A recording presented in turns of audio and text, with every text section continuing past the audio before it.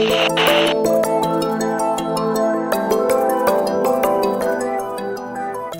this is Paranormal Encounters, and I'm your host, Brenda McGee.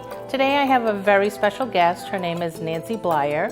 Hi, Nancy. How you doing? Hi, Brenda. Thanks for having me. I'm so glad you could make it. I would love for you to tell us about yourself. So I call myself a spiritual artist. I make spiritual energy tools for empowerment and for healing. A lot of the clients that order tools from me, I do custom orders, are energy healers, and I've been doing it for 14 years now.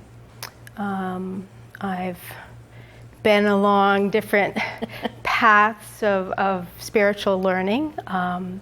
Started really when I was pretty little, about 16. I started doing tarot cards, and just it went, from there on. And then when I had my kids, I was a stay-at-home mom, and I just met this woman, Cynthia Davison, and she was my first shamanic teacher.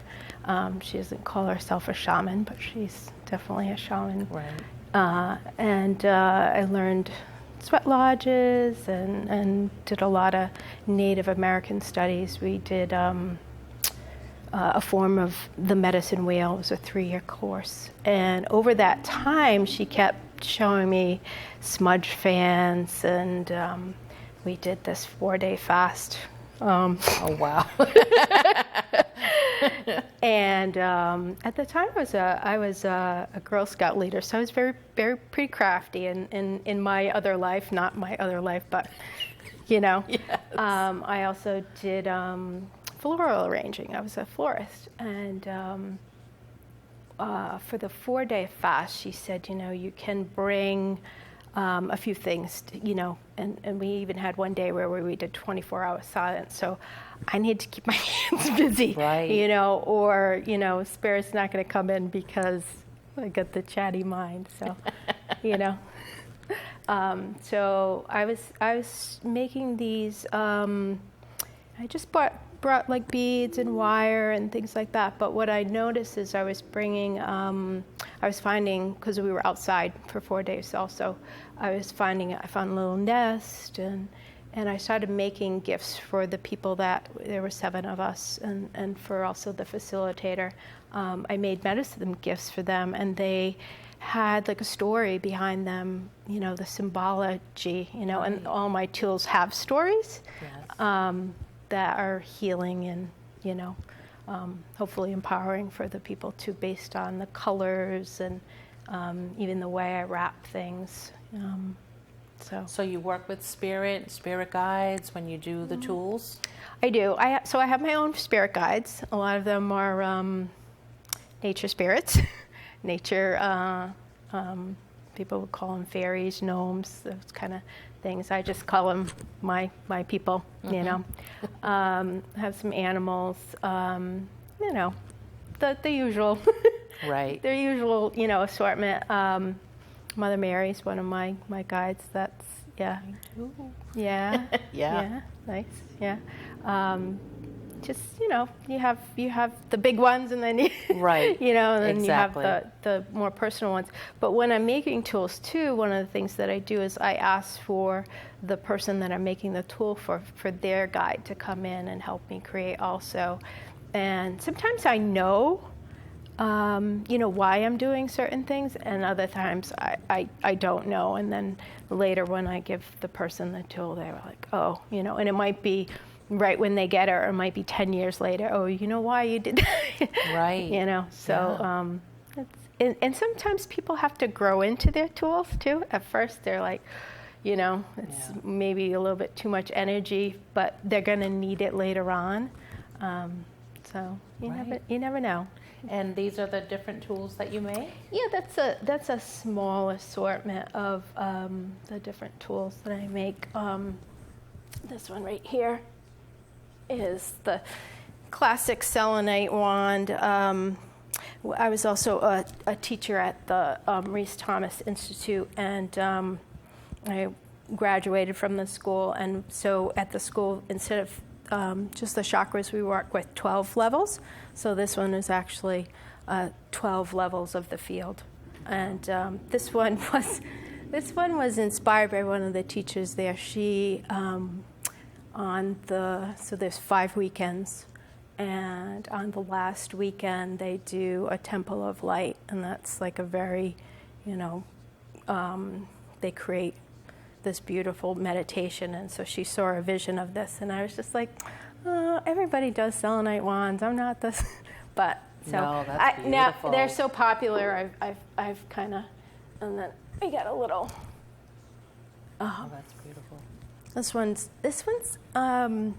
So at the school, also one of the other things that we work with is archetypes. And so one of my archetypes is fairy godmother. It's like a fairy godmother. See that? One. Yeah. So this one I had made, and then I was just like, I think I need to keep this one. So this one's actually mine. That's beautiful. Yeah. Would you like to? I would love to Hold it. Wow. Well, that's beautiful. And you're just guided on what you're to use and. Well, I mean, everybody if it's for yourself, Well, and the other thing too is I tend to really like those colors. I like working with, 7th chakra is right. the violets and the white lights and the teal colors hit the spiritual life purpose. Beautiful. And love the energy. A little blue, I used to be really shy, had a hard time speaking up. Yeah? Yeah, absolutely. Yeah, I mean, well, that's what energy work does, too, right. Is it teach you how to be in your body, even that's when you're true. afraid to be in your body, right? Exactly. Yeah. So, and then working with students and teaching over the years, I did my own teaching in classes. I was doing, for a good amount of time, I was doing classes and teaching people how to do make their own tools. Oh, nice. Yeah, I'm not doing that so much anymore, but I do have one coming up, which is not something that I usually do, but I do have one coming up in August with a couple of my friends have teamed up and they're doing a retreat, and so August 19th. Oh, nice. I'll be like the guest teacher and coming in and doing a class for their retreat. And if someone wanted to get in touch with you, how would they go about that? If they wanted a tool made or? Yeah, so I don't have a website, but I do a lot through Facebook. So they can just contact me through Nancy Bleyer on Facebook. I also have a business page, Nancy Bleyer Designs. I have an Etsy, which I have to do my little cheat sheet because, so my Etsy is 2 Wings Over Water. And yeah, so the Etsy one is and what do I also, oh yes, and I have an Instagram, and the Instagram is also Wings Over Water. So that's my that's nice. Yeah, so that name was given to me, and it's my spiritual name. So that teacher I was telling you about, on that 4-day fast, we were all given spiritual names, and that was the first spiritual names. Yeah, and it really, at the time, I wasn't making tools, but doing that thing, it inspired me to make gifts for people that were healing and had a spiritual message for the person. But I forgot where I was going with that. Just basically, that's when people can get their tools online and things like that. They can contact me through that, and then I do have a few things coming up also besides the workshop in July. I have a friend who has a place called Create-A-Go, and it's in West Warwick, and she's having an open house, and I'll have my tools there. That's June 24th, which is coming up pretty soon. Very soon. And so that's in West Warwick, Rhode Island. And then I always do the Zuzu's Expo. and she has that in July, and that one's July 16th, and that's in Danvers, Mass. And then, but I mean, I always post too on my Facebook. So if they went on your Facebook, they'd be able to see that. Yeah, but just to let you know, just to let people know too that I have, some So now, do you tools. still do readings and things like that, or just basically the tool part with because you have the kids and all now? Yeah. So when I create a tool, I do what I call a write-up, and that is basically a reading in itself too, Right. because it explains, the stones that I've used, or maybe, sometimes I get these stories in my head. The last order, I was making this staff for a woman, and it was almost like a world on top of the staff. It was, and I kept thinking of, some of the artwork that had inspired me a long, long time ago when I was probably about 16, because I've always created or made things. And then at the time I was also listening to music, and this particular music was just so fitting. One of the things that she wanted was bringing heaven to earth. Oh, wow. But when I was creating it, the world almost seemed like it was this otherworldly planet that was heavenly in a way too, So she ended up with the song besides her tool. I sent her the song, and then, or I'll get books that they have to read and things like that. Oh, wow. Yeah. Well, once a teacher, always, Yeah, but that's important. I mean, it makes it really special. Yeah. Because you do have to know your tool. And Well, work you with never it know what's going to come through, because Right. their guides might be trying to, get to them, or through me, or Right. that kind of thing. So too. it's basically a ceremony that you do. I do. You know what I mean? Well, I do. And so this fan right here too. So this is a whole other process too. So these are turkey feathers, and these are the beautiful coppery color is right at the base of the back of the turkey tail. And not all of my feathers do I, receive the bird from spirit. Some of them are given to me from friends who know what I do, and they'll call me up. I have a bird for you. Right, right. But that particular one, that was a turkey last spring, and I don't, and I'm always like, be very careful if you are going to stop for a bird that has been hit on the side of the road. But in doing that, it is quite a process to process a bird, and you have to do it in a very ritual and ceremonial way to honor the bird. And that's part of creating the tool too, is that you've blessed and asked, for the spirit to help you. Because it does make a difference. Oh, when yeah. you're honoring it, even though it's, I always tell people, even though, it's dead on the road, you still want to. Right, and it has to feel right. Right. Like everything has to line up just so for you to do that. And if there's any question of that's not in a good spot, or that's dangerous, or it just doesn't feel right, then you have to just let it go. But yeah, so that's one of the things that I do besides that. And that happened to me too right after that experience of doing that 4-day fast too.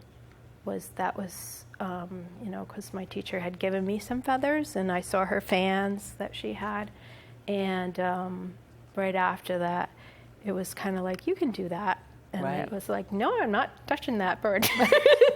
And they were like, yes, you can. And I was like, oh, you gotta be kidding me. And then the first time I actually, processed a bird, I was like, oh, okay, this feels familiar. This feels like I know how to do this. Why do I feel, Right. In our, we all know why. We all know why, We do. Yeah.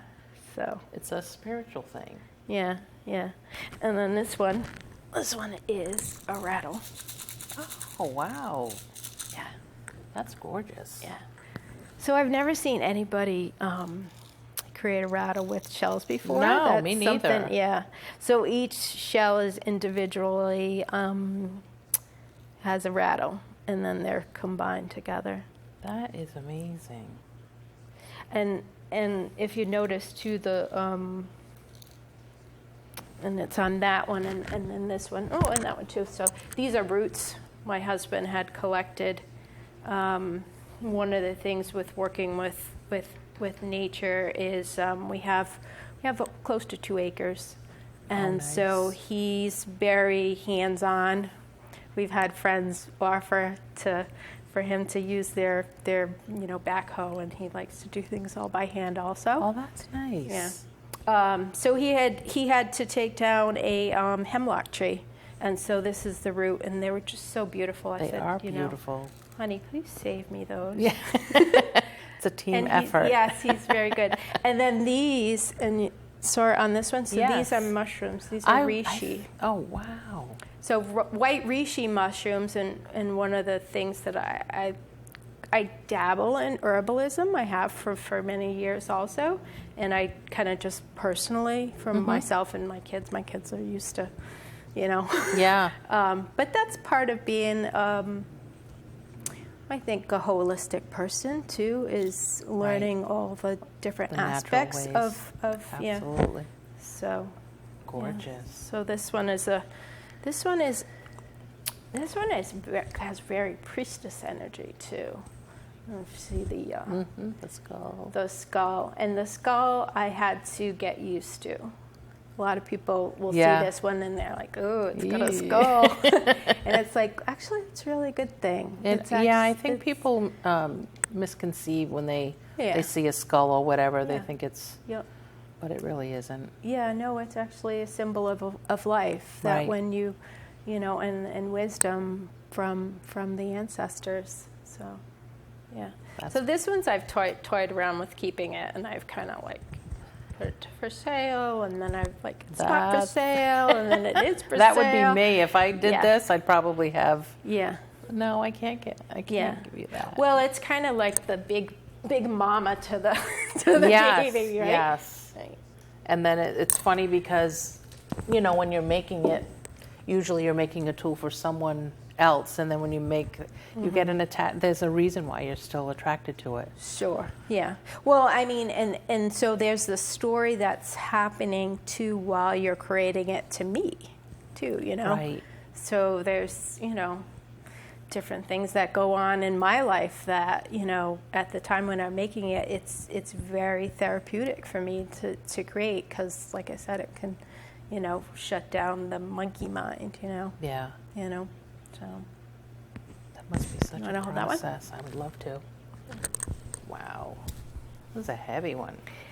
it is. But it's It is. beautiful. And so that one, I had finished that one last spring, and then right after I did that one, I made this ginormous staff for my teacher now. My teacher is she does fire walking, Carrie Cudmore. I know Carrie. You know Carrie, yeah. Yes. Yeah. And so she's my business coach, and I made her a very large fire walking staff for her fire walkers to hold on to after they've done or before. Right. I don't know how she does it. But that one was so huge, and so that one always seemed heavy, and then after working with her very, very large one, that one felt light to me. I was like, oh, it's not that. Wow. Yeah. Now, do you take pictures of what you make, or because it's for someone, you don't do that, or? So it depends. I always take a picture, but I don't always post the picture, because if they are for a client and the client wants to keep it private, Right. then I totally respect that and honor that. Yeah, that's part of it too. There's a lot of people who don't even want their tools handled or True, because it's sacred to them. Right. So I can understand that. Yeah. Certain things. Yeah. So I could definitely see people using this, for their energy healings and things like that. Yep. Yep. But they're beautiful. Yep. And I do jewelry. This one is my necklace. And then I have this little crown, which it's kind of funny because I have, I might put not in the wrong way. So I had gone to the RISD Museum, because I live in Rhode Island. Oh, yeah. And this one reminded me of a Celtic crown that they have in there. And so I was kind of like, I'm going to make one of those. So this one, I don't know if I can do it because of my bun. One of the things that I've learned about from my crowns, from my clients, is that they work really good for headaches. Oh. Yeah, especially the copper. So it opens up the 7th chakra when you have a headache. It's usually stuck somewhere at the 6th chakra. And so when the 7th chakra opens up, it opens up the 6th for you. And so it can release a lot of energy. But the copper does that. I just made a gorgeous crown from my daughter. I have a 17-year-old daughter. Did you see that? Oh my gosh, that's beautiful. So that was my first larger crown. Most of the ones I've done are kind of more these copper ones. But she wanted a crown, and she wanted the whole shells, and so I was like, all right, I can do that. That was beautiful. Yeah. Yeah. So. And then you have some. Are those? Would you consider those wands or energy? Yeah. So the wands are, and so when I do like a workshop too, this is about the size. It might be a little bit smaller crystal, but this is usually about the size that people make, and I have an assortment of materials. Wands are an extension of your own personal power.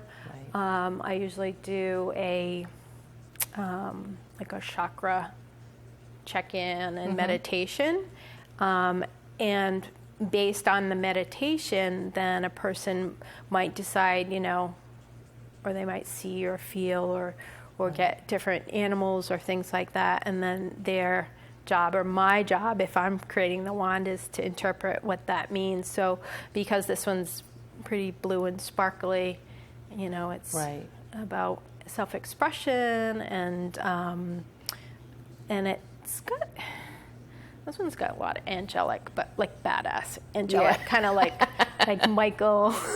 Yeah, this is nice. Oh, Michael.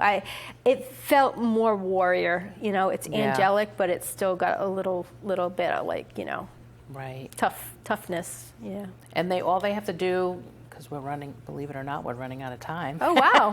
Okay. So they would basically get in touch with you through Facebook. Yeah. And they can find out. I just wanted to.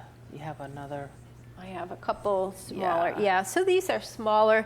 These are great for, I actually had a good friend today. She came and cleared my home, and she has one of these. So this is a copper, and this one's just nice. You can have a bowl and use it to smudge. She cleared my whole house with, nice. one of these. And so these are really handy. A lot of times, this one I insert prayers in some of my so the copper wands too. So I'll put prayers, or I'll put other little small stones. Oh, that's nice. This one has like little crystals. Yeah. Or I'll put some black tourmaline for grounding. And you can definitely feel the energy from each and every one of these. Yeah, so the copper is a natural conductor of energy, and then when I do the ones that are spirally wrapped, they are symbolic of energy moving up and down a system as it moves in a spiral. And so Ida Pingali goes ascending and descending. And then it also symbolizes our DNA, healing at a DNA level. Wow, these are amazing.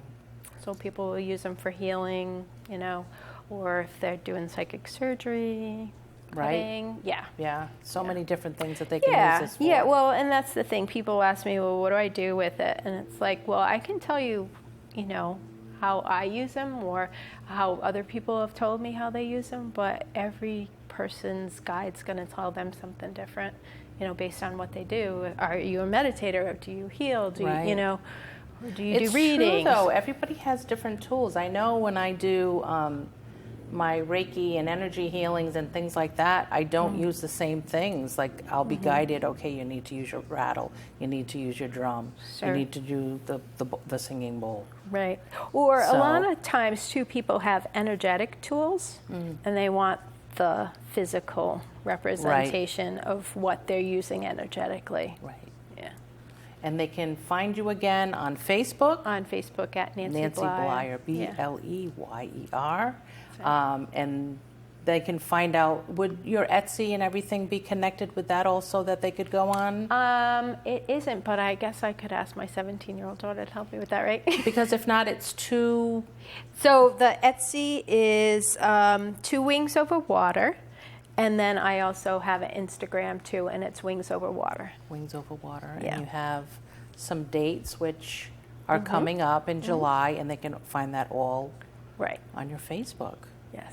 Well, Nancy, I thank you so much for being here. thank See, you for time having flies me. when you're talking about tools. Sure is, yeah. Well, But- they're all fun and sparkly, too, so. Yeah, Ladies and will then, love you that. know what, and they can... Do you have an email address? I do. If someone wanted to email you? So my email is n2wings, and then it's h20, and at AOL.com. Okay. Yeah. But the easiest way is to get you on Facebook. It's on Facebook, yeah. And I think that's how everybody does things.